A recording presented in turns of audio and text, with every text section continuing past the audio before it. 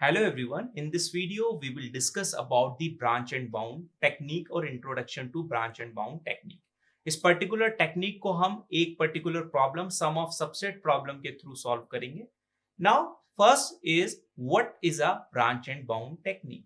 सो basically last videos में यदि आपने देखा है बैक ट्रैकिंग से रिलेटेड वीडियोस, तो ब्रांच एंड बाउंड भी एक ही बैक ट्रैकिंग की तरह ही एक टेक्निक है. लाइक आपने डायनेमिक प्रोग्रामिंग पढ़ा, आपने ग्रीडी पढ़ा, डिवाइड एंड कनकर अप्रोच पढ़ा, उसी तरह से ब्रांच एंड बाउंड भी आपका एक टेक्निक है. Now what is the difference between back tracking and branch and bound. जब भी हम बैक ट्रैकिंग की बात करें तो बैक ट्रैकिंग में जब भी आप कोई भी प्रॉब्लम को सॉल्व कर रहे थे, मतलब जब स्टेट स्पेस ट्री बना रहे थे या किसी प्रॉब्लम को सॉल्व कर रहे थे, तो आप डेप्थ वाइज उस प्रॉब्लम को सबसे पहले सॉल्व कर रहे थे. ठीक है, मतलब डेप्थ में यदि वाइज आप सर्च कर रहे थे, यदि सॉल्यूशन मिल गया तो ठीक, यदि सॉल्यूशन नहीं मिला तो आप बैक ट्रैकिंग वहां से कर जा रहे थे. ब्रांच एंड बाउंड जो है जस्ट एक माइनर सा डिफरेंस है बैक ट्रैकिंग और ब्रांच एंड बाउंड में. ब्रांच एंड बाउंड के केस में आप लेबल बाय लेबल यहां पे सर्च करेंगे. यदि लेबल बाय लेबल सर्च करते वक्त यदि आपको सॉल्यूशन नहीं मिलता है तो वापस से आएंगे और वापस से नेक्स्ट लेवल पे जंप करेंगे. तो यही डिफरेंस है आपका branch and bound and back tracking. यहां पर कुछ पॉइंट्स मैंने लिखे हैं. Branch and bound uses technique that are similar to backtracking because it also uses the state space tree for solving the problem. Second one is a branch and bound technique जो है breadth first search algorithm मतलब BFS label order travels को use करती है. Difference already मैं आपको बता चुका हूं. यहां पर हम बैक ट्रैकिंग में डेप्थ वाइज जाते हैं, जबकि ब्रांच एंड बाउंड में हम ब्रेथ वाइज सर्च करेंगे. ब्रांच एंड बाउंड को सॉल्व करने के लिए, मतलब किसी भी टेक्निक को सॉल्व करने के लिए ब्रांच एंड बाउंड की हेल्प से आपके पास तीन मेथड्स हैं, तीन अप्रोचेस हैं जिससे आप सॉल्व कर सकते हैं. First in first out, second one is a last in first out and third one is a least cost method. एक एक वीडियो में हम तीनों टेक्निक को डिटेल में डिस्कस करेंगे. नाउ एप्लीकेशंस की बात करें हम, तो applications of branch and bound technique का देखें तो first one is a travelling salesman problem, second one is a 0-1 knapsack problem, sum of subset problem and queen problem. मतलब ये सारे एप्लीकेशंस को आप चाहें तो बैक ट्रैकिंग से सॉल्व कर सकते हैं, आप ब्रांच एंड बाउंड से भी सॉल्व कर सकते हैं. नाउ इस वीडियो में हम फर्स्ट मेथड को यूज करेंगे जिसको हमने बोला first in first out method. मतलब it uses the queue data structure. Basically जो भी आपके पास में सबसे पहले रिक्वेस्ट आएगी उस रिक्वेस्ट को आप सबसे पहले सॉल्व करेंगे, देन आप next, then next, then next. ठीक है, तो क्यू डेटा स्ट्रक्चर का हम यूज करेंगे. प्रॉब्लम ले लेते हैं यहां पे हम सम ऑफ सबसेट प्रॉब्लम. अब इस सम ऑफ सबसेट प्रॉब्लम को ध्यान से समझिएगा. आपके पास में कुछ नंबर्स हैं या कुछ जॉब्स हैं. ठीक है, हर एक जॉब का कुछ ना कुछ वैल्यू है. ठीक, नाउ अब हमें क्या करना है, इस पर्टिकुलर सेट से कुछ सबसेट्स बनाने हैं और वो सबसेट में हमें कंस्टेंट गिवन होगा, एक टारगेट वैल्यू गिवन होगी, वो टारगेट वैल्यू अचीव करना है. लेट सपोज अपने को 11 को अचीव करना है, तो 11 को अचीव करने के लिए इसमें से क्या क्या सबसेट बना जिससे 11 मिले, तो 6 और 5 का सबसेट बना देंगे जिससे 11 मिल जाएगा. 8 और 3 का सबसेट और 3 और 8 को बना देंगे तो 11 मिल जाएगा. और कोई पॉसिबिलिटी है क्या? और कोई पॉसिबिलिटी नहीं है. तो दो सबसेट आपको यहां से मिलेंगे, मतलब नंबर ऑफ सॉल्यूशंस कितने मिलेंगे? 2. यदि इसके लिए स्टेट स्पेस ट्री बनाए तो दो सॉल्यूशन आपको जनरेट होके आएंगे.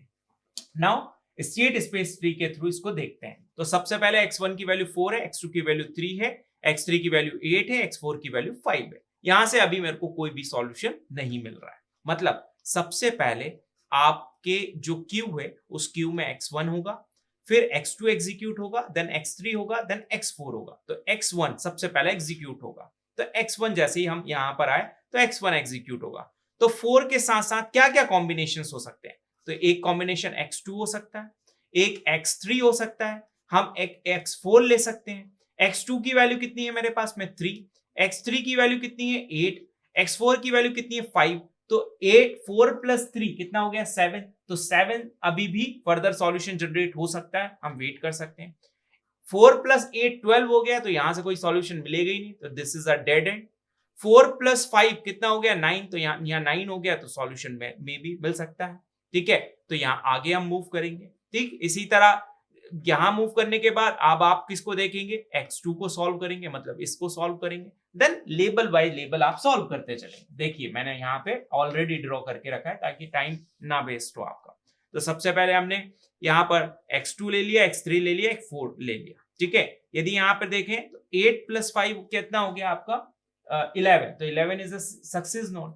ओके, यहाँ पर वैल्यू कुछ मैंने अलग ले रखी है। यदि आप पहला यहाँ पे देखें तो पहली वैल्यू कितनी है आपकी 6, x1 की 6 है, x2 की 3 है, x3 की 8 है, ठीक है। तो x1 की 6 है, so this is a 6 not 4, ठीक। तो यहाँ पे 11 मिलता, तो इस केस में यहाँ पे नहीं मिला था। तो आगे देख लेते हैं अपन। नाउ 6 प्लस, यदि हम देखें तो 6 + 3 कितना हो गया 9, अभी पॉसिबिलिटी है, तो आगे हम मूव करेंगे। 6 + 8 कितना हो गया मेरे पास में यहाँ पे 14, तो 14 है, तो this is a B, B मतलब एंड नोड, और this is also called the dead node, ठीक है। ये डेड नोड हो गया, ठीक है। 6 + 5 क्या हो गया आपका 11, तो 11 मिल गया, तो this is the success node. तो इससे क्या मिल गया आपको सक्सेस नोड मिल गया, ठीक। तो एक सॉल्यूशन ये जनरेट हो गया। आगे बढ़े, आगे बढ़े तो आपका जो क्यू है उस क्यू में आपके पास में क्या क्या बचा था, x1 तो आपका चला गया, तो अब बचा है x2, और क्या है आपके पास में x3, और क्या है आपके पास में x4, ठीक है।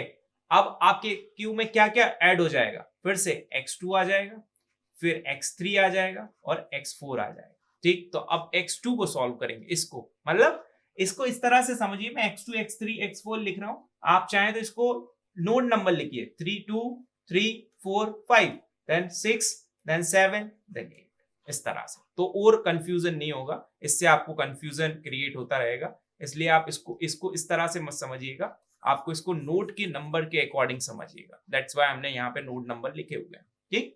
नाउ आप 2 को सॉल्व करें, ठीक। तो 2 ऑलरेडी सॉल्व हो चुका है आपका, तो 3 पर आए, 3 पर आए तो 3 पर सॉल्व करते हैं। तो x2, तो क्या क्या पॉसिबिलिटीज हो सकती है यहाँ पे 2 पॉसिबिलिटीज है सिर्फ, एक x3 की है, एक x4 की है। तो 8 + 3 कितना हो गया 9, 9 हो गया, तो सक्सेस नोड मिल गया, ये भी एक सक्सेस नोड, दूसरा एक सक्सेस नोड ये मिल गया। मतलब सक्सेस नोड एक मिला x1 से और x4 से, और दूसरा सक्सेस नोड मिला आपको x2 से और x3 से, तो ये सक्सेस नोड आपको मिल गए, ठीक। आगे बढ़े, आगे बढ़े तो 3 + 5 8 हो रहा है, तो आगे मूव कर सकते हैं और आगे चलते हैं, क्यू में डालते जाएंगे, आगे मूव करते जाएंगे। आगे मूव करें तो इस पे आ गए फोर्थ वाले पे जैसे ही आ गए तो 8 + 5 कितना हो गया आपका 13, 13 इज अ डेड नोड, तो ये तो चला गया आपका। यहाँ पे आपके पास में ये एक ही ऑप्शन है 5, तो इससे भी कुछ नहीं होगा, तो ये भी डेड नोड हो गया। अब यहाँ पे आ जाता हूँ फिर से 6 पे, ठीक है। जैसे ही आप क्यू से जैसे आप डिलीट करते जाए तो 6 नंबर पे आ गया, तो 6 + 3 9, 9 + 8 कितना हो गया, तो ज्यादा हो गया, डेड नोट हो गया। तो 6 + 3 9, 9 + 5 क्या हो गया, डेड नोट हो गया। 6 + 8 अगेन डेड नोट हो गया, ये सक्सेस मिल ही चुका था, ये सक्सेस मिल ही चुका था। यहाँ पे आइए 3 + 5 कितना हो गया 8 हो गया, ठीक है। क्योंकि यहाँ पे x4 आप ऐड कर चुके हो, तो ये डेड नोट हो गया, ये भी फिनिश हो गया। तो यदि आप फाइनल देखें, so this is the final conclusion.